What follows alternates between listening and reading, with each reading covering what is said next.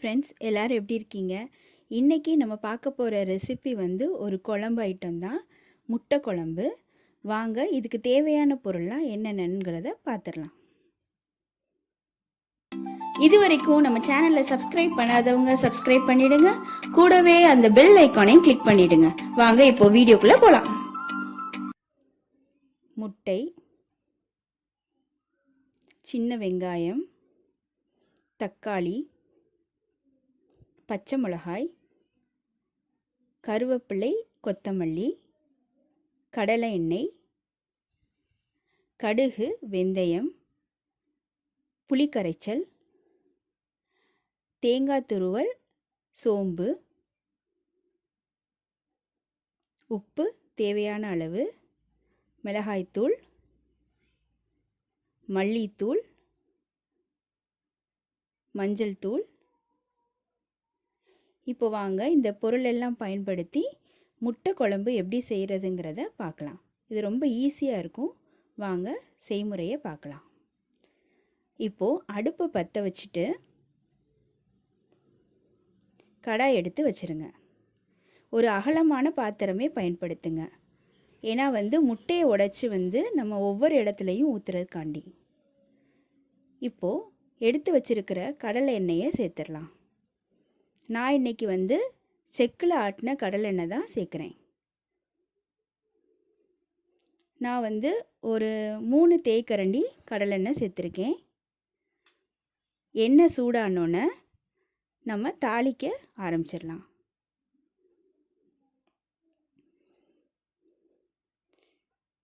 எண்ணெய் சூடாயிடுச்சு. இப்போது 1 டேபிள் ஸ்பூன் கடுகு சேர்த்துக்கோங்க. கடுகு பொரிஞ்சதுக்கப்புறம் 1/2 டேபிள் ஸ்பூன் வெந்தயம் சேர்த்துக்கோங்க. புளிக்குழம்புனாவே நம்ம வெந்தயம்லாம் சேர்ப்போம். அந்த மாதிரி தான் இன்றைக்கி இதை செய்ய போகிறோம். கடுகு வெந்தயம் பொரிஞ்சதுக்கப்புறம் கருவேப்பிலை, கொத்தமல்லி சேர்த்துடலாம். அதுக்கு முன்னாடி பச்சை மிளகாயை சேர்த்துக்கிறங்க.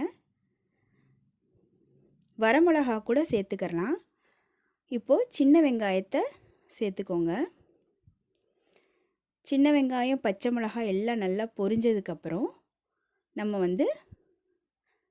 தக்காளி சேர்த்துக்கிறலாம். இதெல்லாம் நல்லா வதங்கி வரணும். சின்ன வெங்காயம் தானே பயன்படுத்துங்க, அதுதான் நல்ல டேஸ்ட் கொடுக்கும் குழம்புக்கு.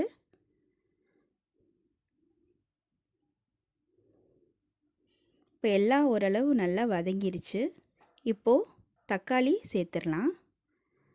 தக்காளி நான் இன்றைக்கி ஒரு 2 தக்காளி சேர்த்துருப்பேன். அதுக்கப்புறம் கருவேப்பிலை, கொத்தமல்லி சேர்த்துருங்க. இதையும் எல்லாமே நல்லா வதங்கி வரணும். குழம்புக்கு முக்கியமாக வதங்குறது ரொம்ப முக்கியங்க. ஏன்னா குழம்போட டேஸ்ட்டே இதில் தான் இருக்குது. இது எவ்வளோக்கு எவ்வளோ வதங்குதோ அந்தளவுக்கு குழம்பு உங்களுக்கு டேஸ்ட்டாக இருக்கும். இப்போது இது சீக்கிரமாக வதங்குறதுக்காண்டி உப்பு சேர்த்துக்கோங்க.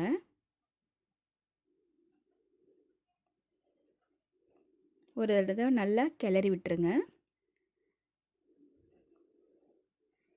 இது எல்லாம் வதங்கினதுக்கப்புறம் நம்ம ஒவ்வொரு பொடியாக சேர்த்துடலாம்.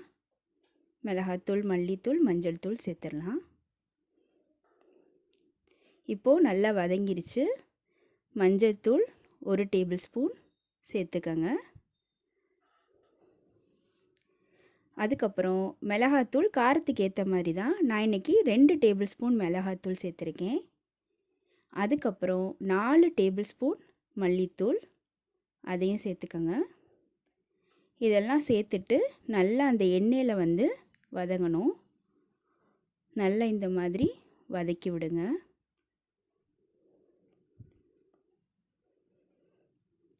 நல்லா வதங்கினதுக்கப்புறம் நம்ம புளி கரைச்சலை சேர்த்துடலாம். இன்றைக்கி புளின்னு பார்த்துட்டிங்கன்னா ஒரு சின்ன எலுமிச்சம்பழம் அளவு தான் புளி எடுத்து கரைச்சி வச்சுருக்கேன். அந்த தண்ணியை சேர்த்துடலாம்.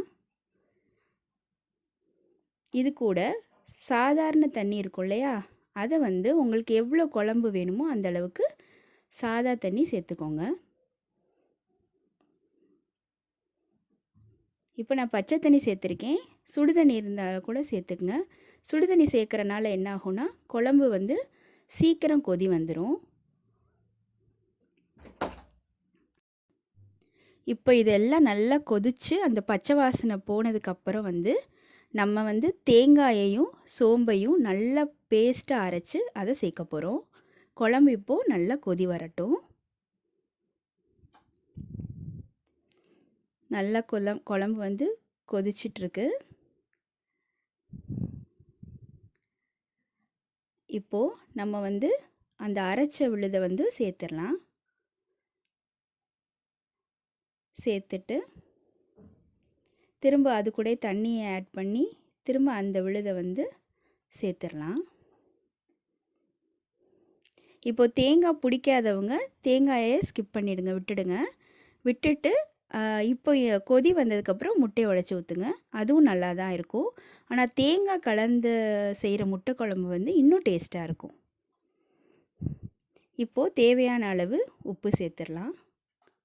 சேர்த்துட்டு இப்போ இதெல்லாம் நல்லா கொதி வந்ததுக்கப்புறம் நம்ம முட்டையை உடைச்சி ஊற்ற வேண்டியதுதான். நல்லா ஒரு தடவை கிளறி விட்டுருங்க. குழம்பு வந்து நல்லா கொதித்து வந்ததுக்கப்புறம் ஒவ்வொரு முட்டையாக சேர்த்துக்கலாம். உங்களுக்கு எவ்வளோ முட்டை வேணுமோ அவ்வளோ சேர்த்துக்கோங்க. இப்போ குழம்பு கொதிக்கட்டும்.